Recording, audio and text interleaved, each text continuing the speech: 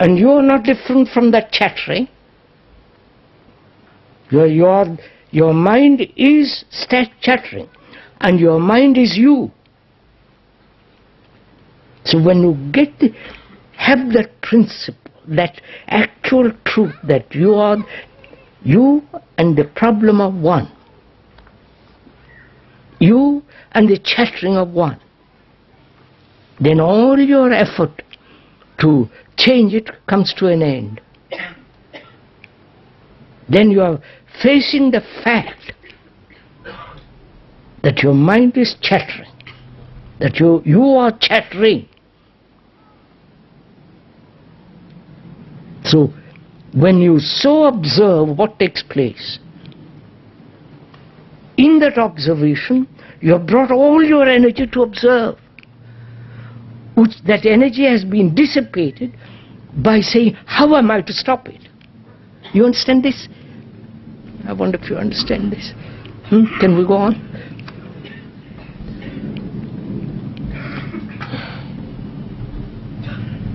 So the problem is, can the mind,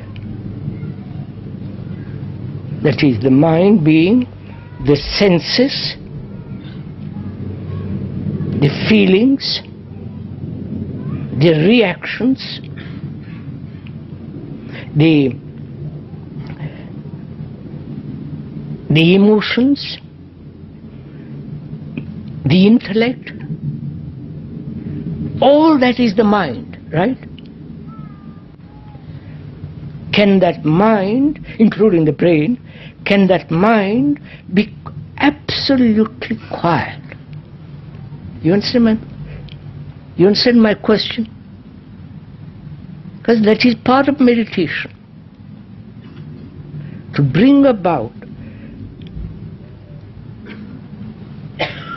as people try to do, to bring about through various systems, methods, controls and so on, so the mind is absolutely quiet.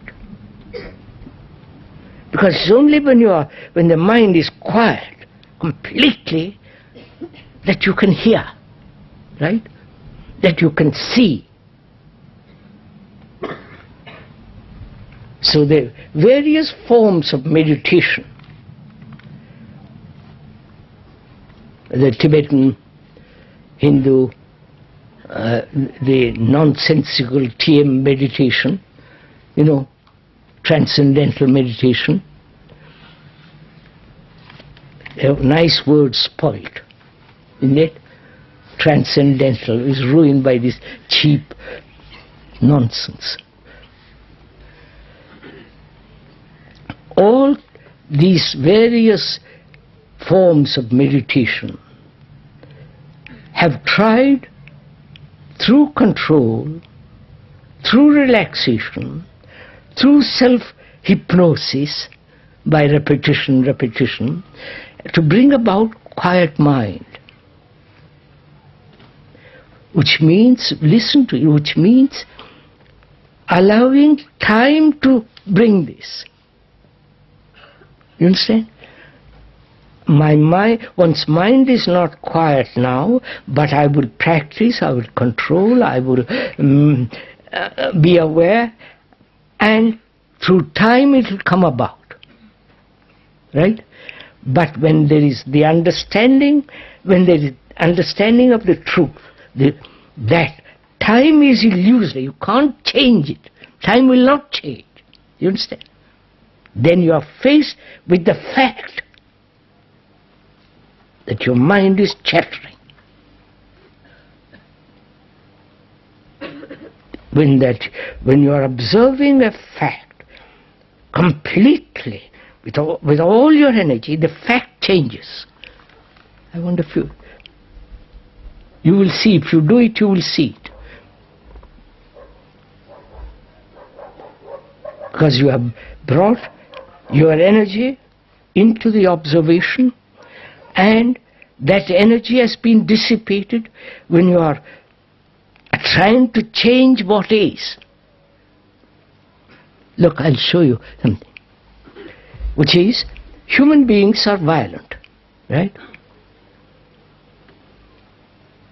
for various reasons we won't go into for the moment. And human beings have invented non-violence. Right? The non-violence is a non-fact. Are you following this? The fact is violence. But when you try to pursue non-violence, you are pursuing a non-fact and also pursuing, allowing time. And when you realize time does not bring about change, then you are faced with fact, which is violence. Not how to change it. There is this fact of violence. Now, can the mind observe this fact of violence without any direction, without any pressure, just to observe it? You understand? Observe it. In that observation, the mind has pulled together all its energy. Right? So, that energy is like light, focused on the thing called violence. And that violence dissipates. Don't go to sleep, please. So,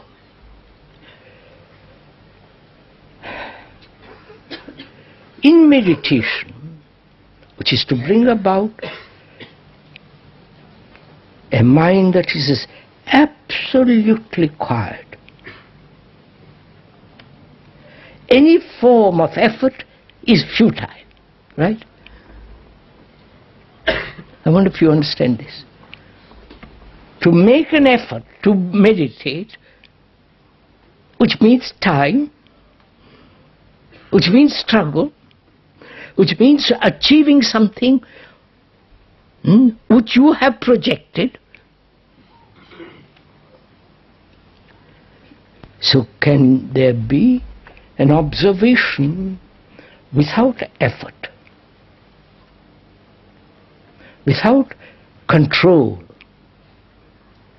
Please listen carefully. I'm using the word control with a great deal of hesitation because we live in a permissive society. Right? And one does what one likes. The more idiotic, the better. Drugs, sex, putting on clothes that are so meaningless. You follow? The sloppiness of it all. And the speaker using the word control in the sense when there is pure observation, there is no need to control.